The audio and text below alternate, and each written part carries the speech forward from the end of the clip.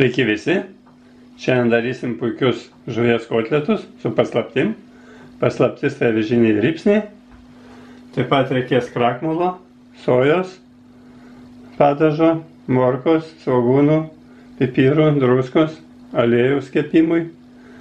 Žuvį išdarinėjom, turiu jūros lydeką, štai perku tokią su žvynais, nuskutu žvynus ir tiesiog išpjausiu tokią filė. Nes jeigu pirkti filė, aišku, paprasčiau, bet filė būna labai daug vandens, kai atšyla. Taip kad aš geriau išdarinėju ir turiu gerą filė.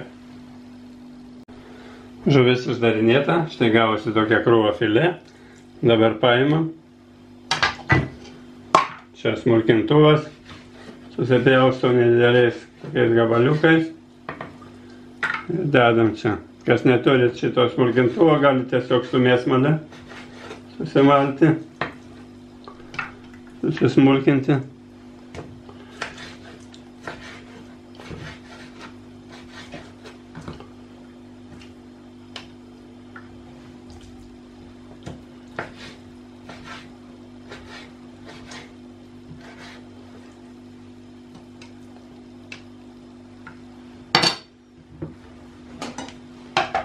Uždarom.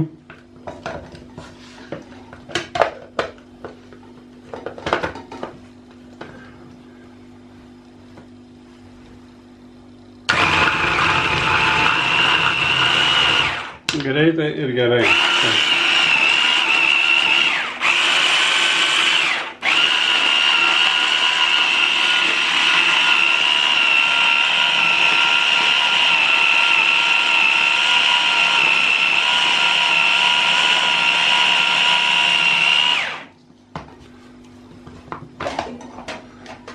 Ir malta mėsa paruošta.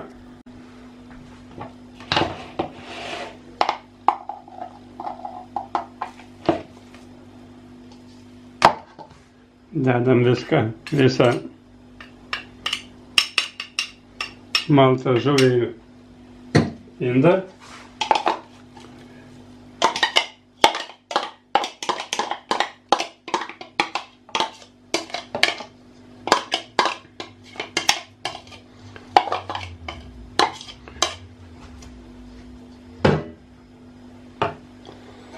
Dedam čia kruopas, čia yra dribsnius,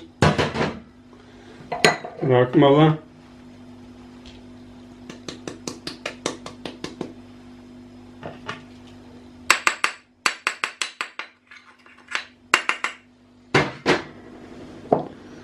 sojos padažą,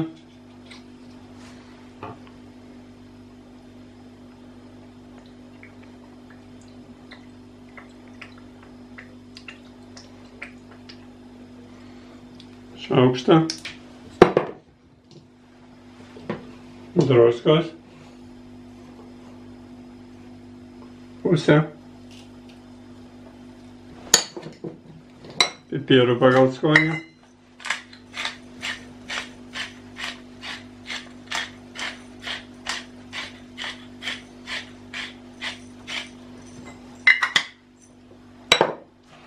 išmaišom labai gerai.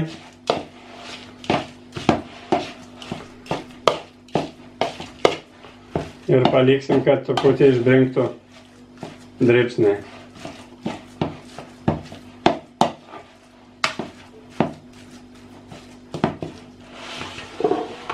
Tuo tarpu susipjaustom svogūną.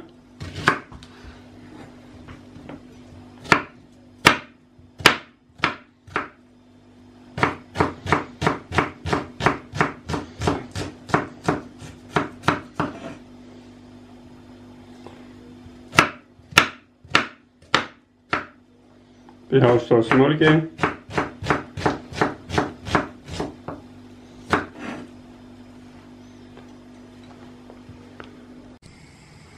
Kuriam ugnį, pilam truputį aliejus.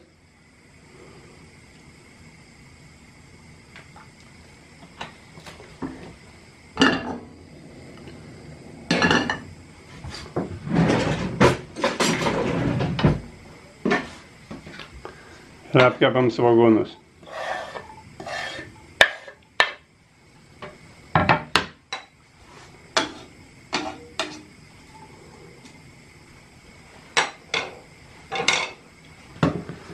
Taip pat susitarkuojam morką.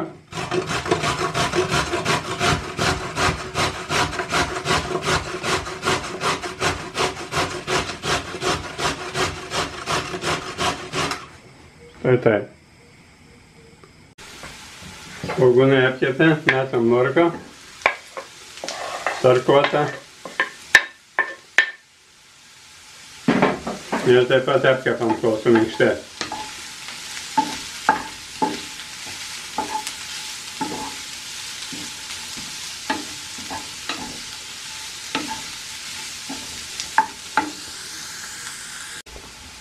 Morkos apkepė su svogūnais.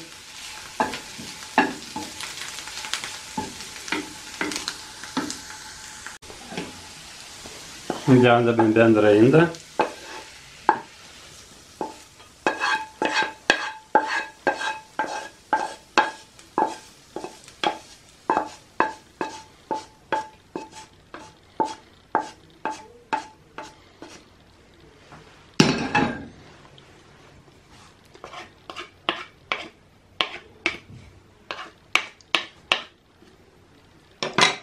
Dabar labai gerai išmaišom.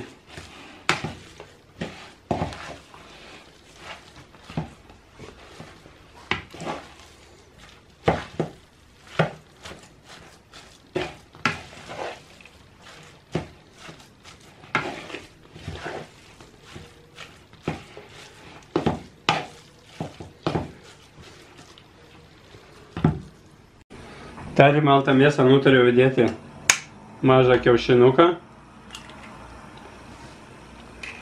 kad geresnis būtų sulipimas. Truputį minkštesni, kad būtų. Štai jau išbrinko dribsniai. Dribsniai tiesiog sugers visą tą žuvies kvapą. Gerai išmaišom. Galima kepti apvoliojus džiūvėsėliais, bet aš kepsiu be džiūvėsėlių. Čia jūsų pasirinkimas. Tiesiog dabar labai gerai išmaišom. Gamyba prasideda. Kuriam ugnį, pilam truputį aliejaus.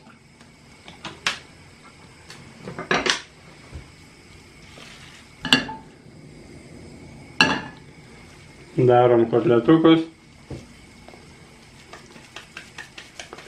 Darysiu tokius nelabai didelius, kompaktiškus ir apvalius šį kartą.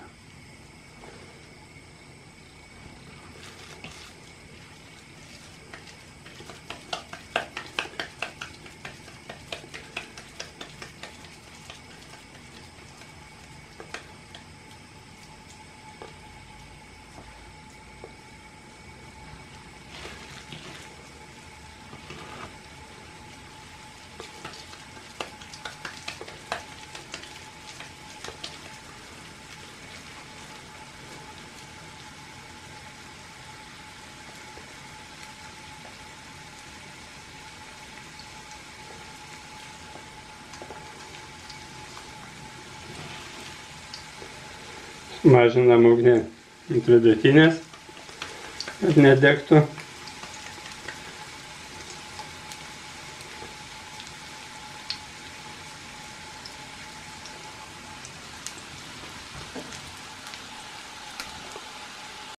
Galima truputį pridengti keliom minutėm, kad geriau perkeptų. Reikia patikrinti, gal jau parudavo kitą pusę. Ir štai puikus kotletukai. Apverčiam.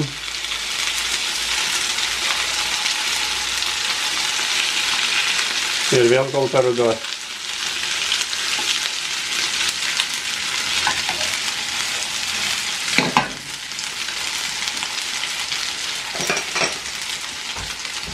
Galima dar keliom minutėm uždengti.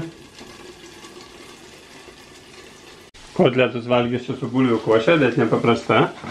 Štai, daug morkų. Taip pat dedu truputį sviesto. Pilu pieno.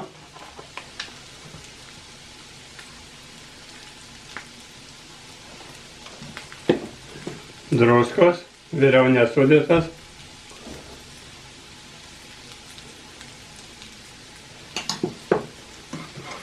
Ir dabar labai gerai viską sutrinu.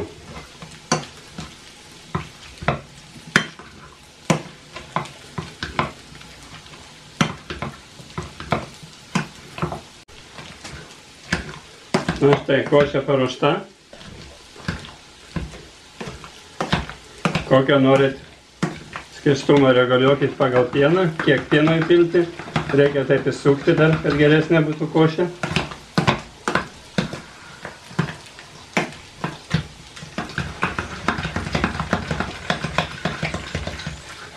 Na štai, košė paruošta.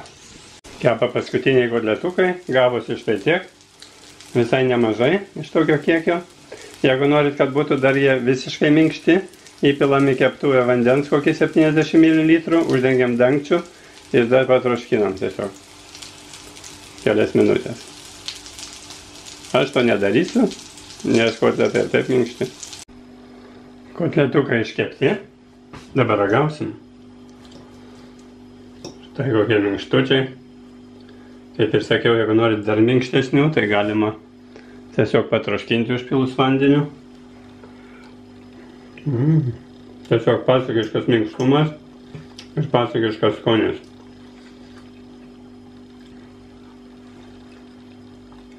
Košė taip pat nuostabi.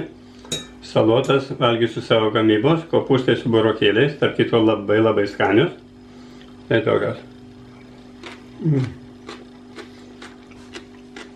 Traškios. Jeigu norite užsivakoti, siūlau įsigyti mano knygutę. Pirmąją konservavimo, geriausi konservavimo receptai. Taip pat visus receptus rasite grojaraščiuose YouTube'e. Receptas, kaip pagaminti kotletus taip pat po apačioje video. Tai yra ne kaip pagaminti, bet sudėtis. Jeigu nerandat, tiesiog paspauskite apačioje video žodelį daugiau ir atsidaro visas receptas. Taip kad valgykit, ragaukit. Tikrai labai nuostabus kotletai, minkštučiai, skanučiai. Skanaus ir sėkmės.